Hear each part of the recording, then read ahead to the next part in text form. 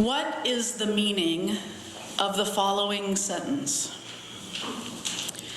Because of the agency's oversight, the corporation's behavior was sanctioned.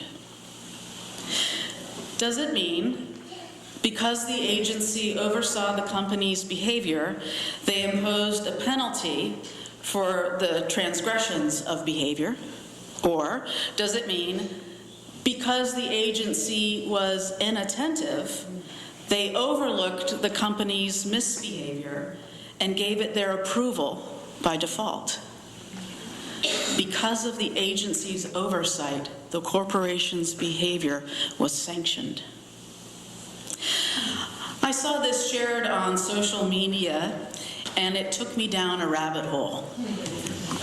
It comes from an article on the website Mental Floss, which offers a lot of interesting brain-teasing material. And this particular conundrum introduced itself in an article there on contronyms. Contronyms are words that are their own opposites, words that are their own antonyms. So I'll share just a few examples from the article. We've already introduced oversight, which can mean oversee, or its near opposite, overlook. Then there's sanction, which can mean give official permission for, or its near opposite, impose a penalty on. Other contronyms, the verb seed can mean you add seeds, like to a lawn, or you take seeds away, like a tomato. There's the verb cleave, which can mean to cling to something, or its near opposite, to split or sever, as with a cleaver. And just one more, the two words out of can mean outside, or they can mean inside. So, the example from the article, I hardly get out of the house because I work out of the home.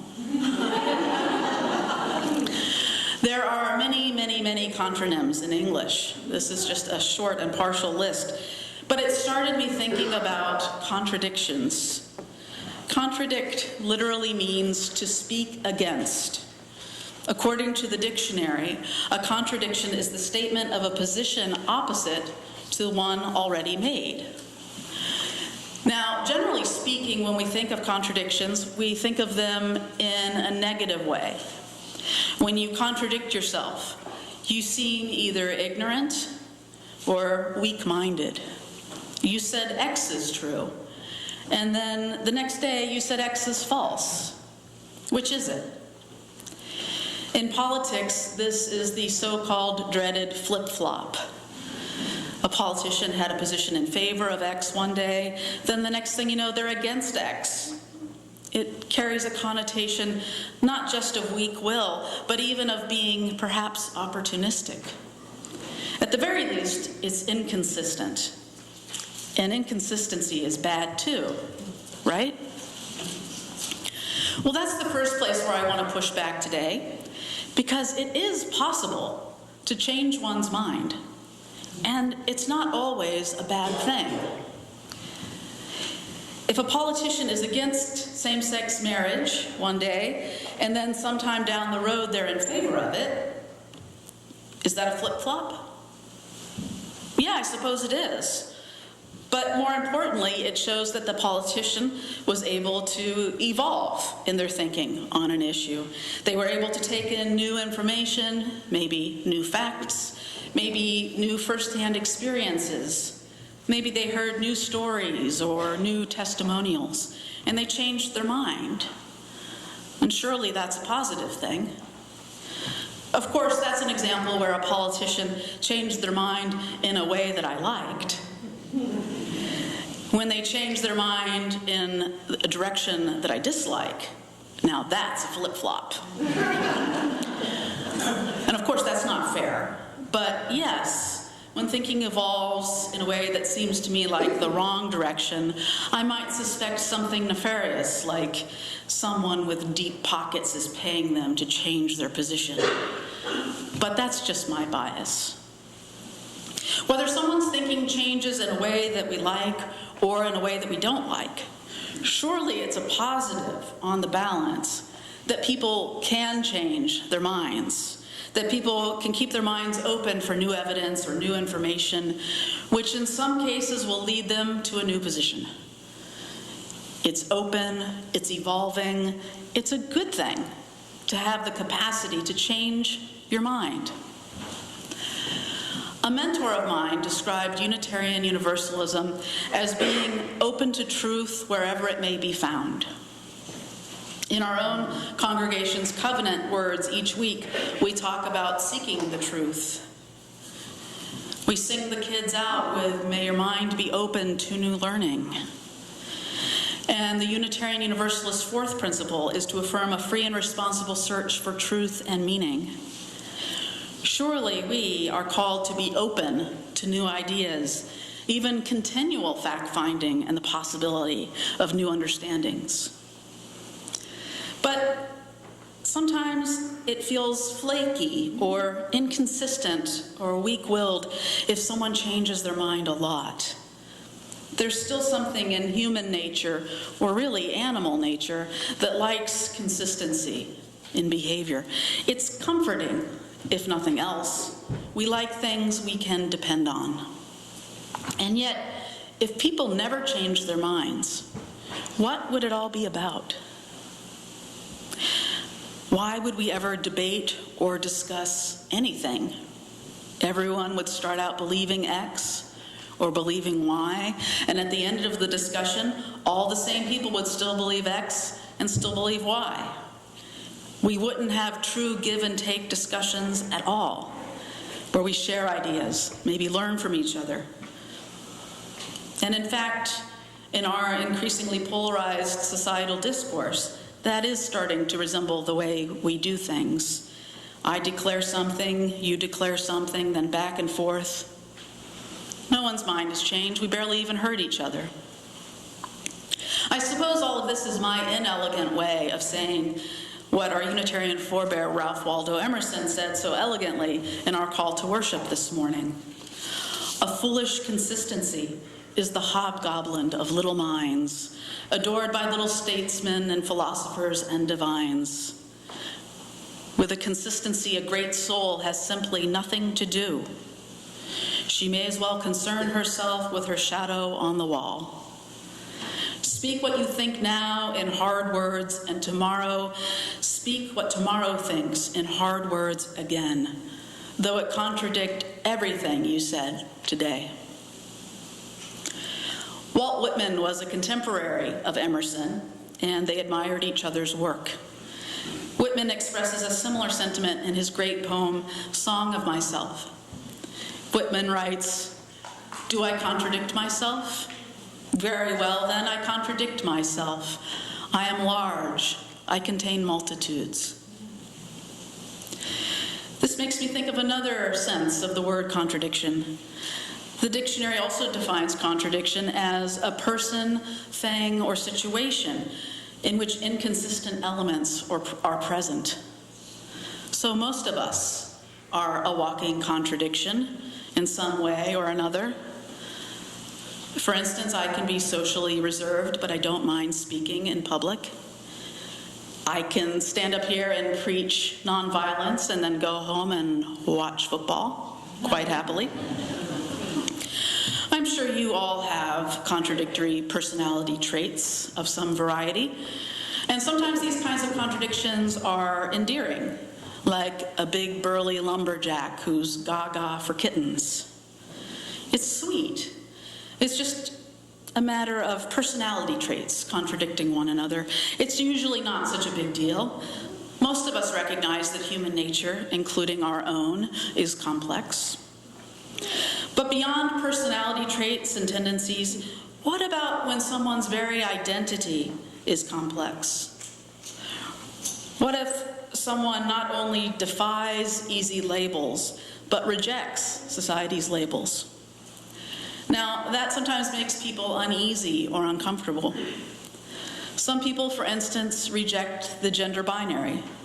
They don't identify as male or female. Perhaps they are agender. Or perhaps they believe that society's gender binary is simply far too constricting of a social construct, and that most of the time when we label something as male or female, it's unnecessary and unhelpful. Why label toys as for girls or for boys? Or really, is it truly necessary to have separate bathrooms for males and females? Almost none of us do that in our homes. A bathroom is a bathroom, pretty much. I'm glad here that at FCU, our bathrooms are open to all, regardless of gender identity. I think it's better that way. Or what about when someone has a complex racial identity, at least by the social construct of race with which we are familiar? Our society is becoming increasingly multiracial. So you have golfer Tiger Woods, who's been hailed as a great African-American golfer, but he doesn't see himself that way. He made up the term Cablinasian to describe his race or his ethnicity. It's a portmanteau for Caucasian, Black, Indian, as in American Indian, and Asian. And he's taken grief over the years for not identifying as African American, which would probably make many people more comfortable, given our society's particular and peculiar social construct of race. But why should he or anyone be expected or even more or less forced to choose just one part of themselves? We have a tendency to want things to be black and white, and not just race. As a society, we seem more comfortable with simple labels, either-or categories. Are you black? Are you white? Are you male? Are you female? Are you gay? Are you straight? On and on. We have forced so many dualistic categories and identities in our history. Finally, it seems that we're making the beginning of headway as a society into starting to accept a non-dualistic reality where not everything is either or. And in fact, many things are instead both and. Maybe we're beginning to see it's not that we're all walking contradictions after all. We're just complex, whole human beings. Each of us contains multitudes. It's not to be feared, it's to be embraced. It shouldn't be a surprise that humans contain such multitudes. We are, after all, stardust. Some have put it, we are, as intelligent life, the universe reflecting on itself, and the universe itself is the ultimate paradox. Just last March, we lost the great physicist Stephen Hawking. In a way, his writings are a reminder that the universe itself is not an either-or simple thing. Far from it. In fact, Hawking tells us that according to many modern physicists and cosmologists, there are multiple universes, which changes the very definition of universe, since not long ago universe meant everything that is, everything that exists. But modern science is teaching that it makes more sense to think of multiple universes, each perhaps with its own Big Bang moment of origin. In fact, more and more cosmologists think that every imaginable possibility plays out in endless universes. So there are multiple copies of our solar system and our Earth, and each one of us out there in these other universes. And every possibility for us plays out in these different worlds. So if you think you're a walking contradiction here, get a load of yourself in the multiverse. As novelist Ursula Le Guin puts it, what is life without incompatible realities? Or we could paraphrase her, what is the multiverse without incompatible realities? Our human perspective, and I don't think we can remind ourselves of this enough, our human perspective is quite limited in the grand scheme of things. We crave simple models without paradox. We want not paradox, but this cozy box. And there's comfort in keeping ourselves in our boxes, but boxes eventually become uncomfortable and confining. When it comes to deciding what to do with our lives, or what our next move might be, or looking at changes we could make, it can be quite confusing to realize that two seemingly opposite things can both be true. So much depends on context. We can get trapped in looking for a path forward when we think in terms of either or. It's better to think both and. It is true both that one should look before they leap, and also that she who hesitates is lost. It is true both that many hands make light work, and also that too many cooks spoil the soup. In the words of the hymn we just sang, Spirit of Life, it is both true that we need roots to hold us close and wings to set us free. We each contain these multitudes, and there's room for all of who we are. Poet Audre Lorde said, "Identity is made of many different ingredients. Don't pluck out some one aspect of yourself and present this as the meaningful whole. Eclipsing or denying other parts of self, this is a destructive and fragmenting way to live.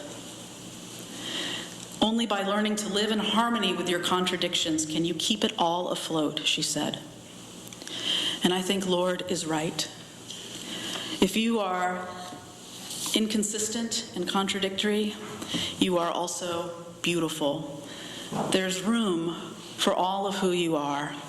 There's a time and place for every gift and every quirk you bring, and we welcome them all here. May we learn to thrive in life's complexity, including our own. May it be so. Blessed be, and amen.